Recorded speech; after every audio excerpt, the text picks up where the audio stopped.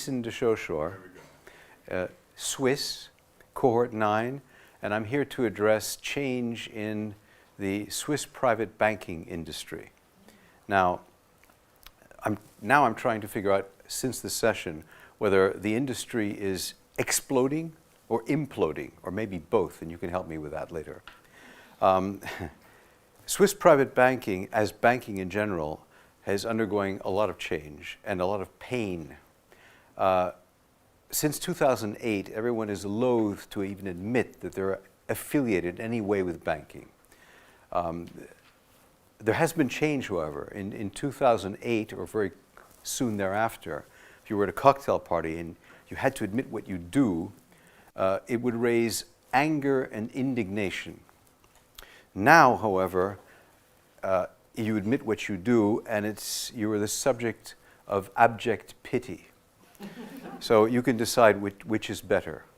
Now, that's really too bad, not just for the obvious reasons, but allegedly 85% of the world's financial wealth is in private hands. And a little over 30% recently was managed by Swiss banks and Swiss private banks. Now, Geneva is a good place to be because most of the Swiss private banks are in Geneva. There's Pictet, number 1, Lombard-Odier, Mirabeau, and Bordier. But the wealth management departments of UBS in first place, Credit Suisse in second place, are the ones managing most of that still. But JP Morgan is right behind on its heels, and other foreign banks. The sector of Swiss private banking in particular is shrinking and shrinking fast. KPMG came out with a report not long ago saying that within the next 2 to 3 years, 25 to 30% of all Swiss private banks would simply disappear, maybe through mergers, but some would just fail. There are cross-border problems. Swiss private bankers are really under attack. Now, let's take a look at what's happening through, I would say, first of all, attire, appearance. Now, here's the picture. Appearance is presumed to be pretty superficial. Let me tell you, in banking and private banking, it's everything. These are happier days. You can perhaps discern where I am. I was part of a small investment management team in a niche private bank. You could probably call that the lady in red. I think she's a little over the top there. Bless her heart, I haven't seen her for years. The photographer on that day said, wear something red, so we all play the game, to distinguish yourselves from the sort of dull and somber attire of the day. And so there we are, and we were still happy and proud of our profession. We were doing something important, and we were very serious, even though we were dressed a little bit in red. Since then, in terms of appearance and attire, what has happened? There's a book which has been written recently by 2 academics, Admati and Hellwig. The dust jacket, which I'll bring up now, shows you what they think is happening to the banking profession in general. These are the bankers' new clothes.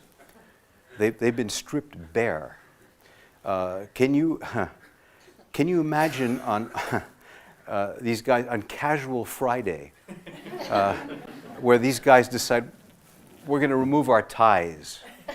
And someone would come up and say, please put your ties back on. Don't you realize that without your ties, you're completely naked? I mean, you know. The profession is being stripped bare, and it has serious problems. Now let's take a look at the financial model. What's happened to the business model? I think the business model is actually broken. Very simple. If you look at costs, administration, compliance departments, legal departments, and so on, they've more than doubled. If you take a look at revenues, I'd say they're halved, or even a little bit worse. On the cost side, you have basically since 2008, Frank Dodd in the US, and what we're doing is re-regulating. Glass-Steagall is being re-regulated. Frank Dodd is bring back regulation. Don't separate investment banking from traditional banking. So Frank Dodd has given rise to the Europeans that have now MiFID, which is Markets in Financial Instruments directives. Now, that has been so complicated and so costly that the regulators decide, this has been a great success. It's like a blockbuster in Hollywood. We'll now have a sequel. MiFID I is now followed by MiFID II. Very expensive. Then the European Market Regulatory Commission came in and said it will have EMIR.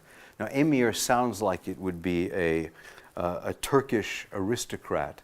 It's not. EMIR stands for European Market Regulatory Authority. And on top of that, the Americans, of course, have gotten into the act because they have the power to do so. So they want everybody to be compliant with their fiscal regulations. So there's FATCA, which is the foreign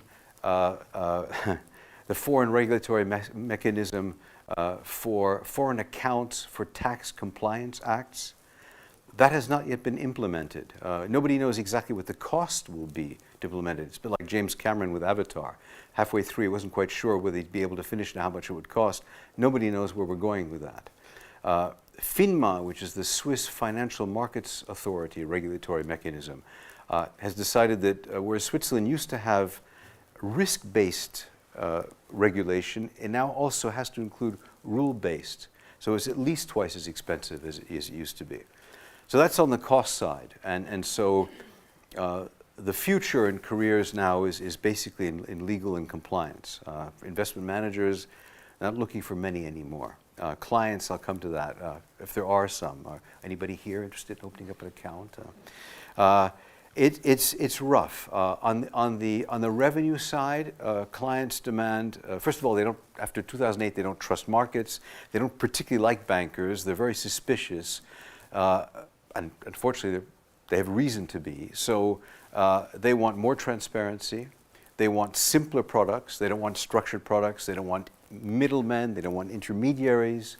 They have a real problem with trusting their banker. And so what's really happening in the industry is that if I ask people, what does the future look like? What is there a future? They say, well, basically, you have to embrace the new regulations, and you have to have client trust, so you're better off being either on your own, small, or specialized. Big banks are not that way. And in fact, the big banks are surviving, but they have in fact downsized tremendously. UBS, Credit Suisse, they've all downsized. They survived because instead of having 150,000 people, they're down to 75,000 people, and it's still big. There is, if we look out at 2020, what does the future hold? The future beyond this mess. There is a group in Geneva which is looking at sustainable finance. It's called SFG, Sustainable Finance Geneva. I met some of them. They're good people. In fact, we could admit them into the change leaders. They really have the same values we do. They have two pillars of principle.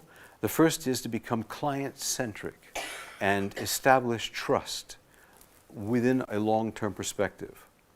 It's very, very commendable. I like it.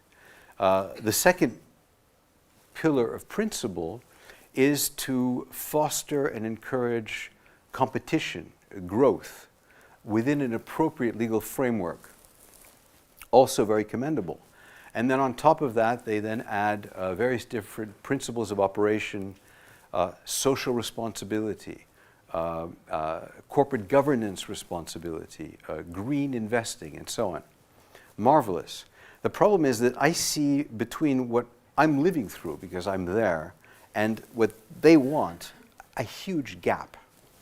So if I put myself in the role of a consultant, and in a way my bank is asking me to do some of that in-house, you look around at the private bankers, and first of all, they're not on your level. They're in the trenches. You know, they feel as if there's a war going on, and they're down in the trenches. So you have to clamber down into the trenches with them, and you find they're wearing helmets and protective gear. You try and talk to them. They go, "What? Can I lift up the flap of your helmet, please?" "Yeah, what is it?" And they're ducking. And you try and tell them about a future, and they don't see much because there's gun smoke all over the place. At least that's what they perceive. So the consultant would have to, and the question is, can we do it as, the change leaders, get them to take off their protective gear, put aside their helmets, lay down their weapons, climb out of the trenches, and they're not very enthusiastic about doing that, and then explain to them that if they were to walk through the smoke and the fog, on the other side there are Elysian fields of sustainable finance Geneva. And I can imagine the commentary would be, you're talking to me about Elysian fields? I have to die first? Maybe not so bad, okay.